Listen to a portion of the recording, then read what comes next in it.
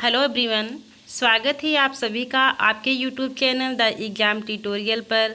जिन लोगों ने चैनल को अभी तक नहीं सब्सक्राइब किया है, प्लीज़ आप लोग ज़रूर कर लेंगे, बेल आइकन को प्रेस कर लेंगे, जिससे आने वाले सभी वीडियो का नोटिफिकेशन आपको सबसे पहले मिलेगा। हम लोग यूपी पीसीएस आरओ एग्ज़ाम के लिए भारतीय राज्य व्यवस्था से संबंधित जितने भी टॉपिक दिए गए हैं, जितने भी टॉपिक हो सकते हैं एग्जाम में आने वाले इम्पॉर्टेंट हो सकते हैं, उसको हम लोग यहाँ देख रहे हैं।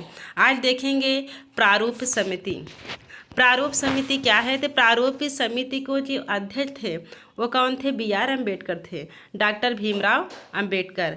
प्रारूप समिति की अध्यक्ष और समितियाँ, इसको हम लोग देखेंगे। इसमें जो प्रमुख थे तो डॉक्टर BR अम्बेडकर थे और डॉक्टर राजेंद्र प्रसाद। डॉक्टर राजेंद्र प्रसाद जो थे ये प्रक्रिया नियम समिति और संचालन समिति के अध्यक्ष थे।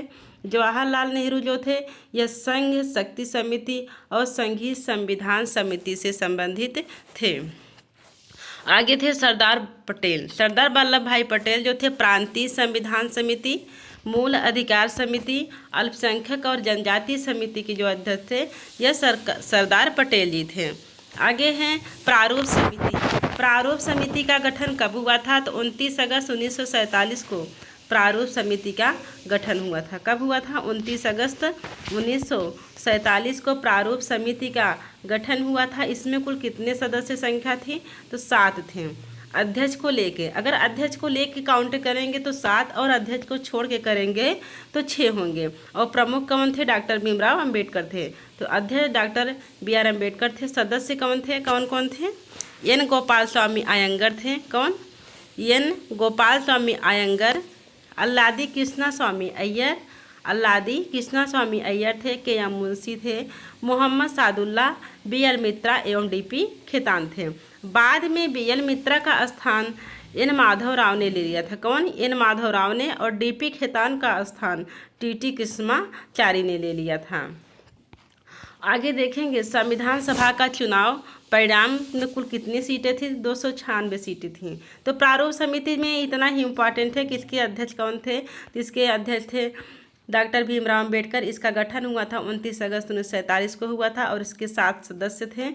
और अध्यक्ष को लेके 7 सदस्य थे और ऐसे ही सदस्य 6 थे। तो इसमें कौन कौन से सदस्य थे? तो ये इम्पॉर्टेंट हो जाता है 1 2, जैसे N गोपाल स्वामी अयंगर, अल्लादी कृष्ण स्वामी अय्यर, KM मुंशी, मोहम्मद सादुल्ला, BL मित्रा, DP खेतान। और ये सब 1 2 3 4 करके इसे पूछ सकता है, तो इसको आप लोग जरूर याद कर लेंगे।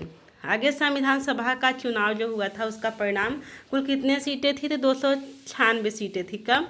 ब्रिटिश भारत के, जिसमें 208 कांग्रेस की थी और मुस्लिम लीग की 73 सीटें थी और अन्य की 15 सीटें थीं। तो परीक्षा उपयोगी दृष्टि से कुछ महत्वपूर्ण तथ्य हैं।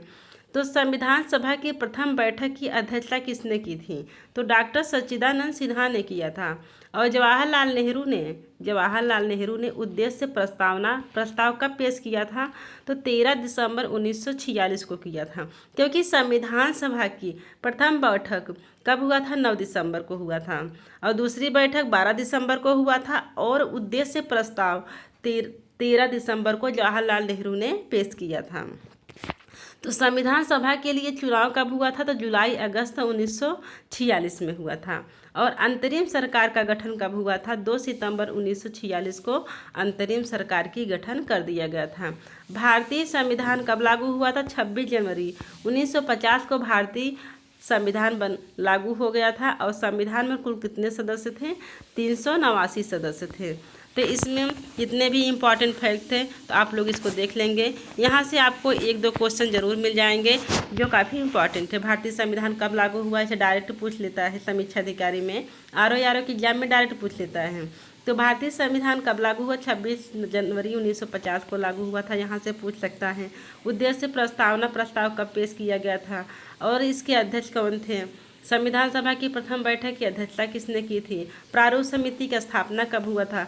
तो यहाँ से क्वेश्चन आपको 1 2 क्वेश्चन मिल जाएंगे। तो यह बहुत ही इम्पॉर्टेंट हो जाता है। तो आप लोग प्लीज़ कमेंट ज़रूर करिएगा, प्लीज़ आप लोग लाइक ज़रूर कर दिया करें। बहुत बहुत धन्यवाद।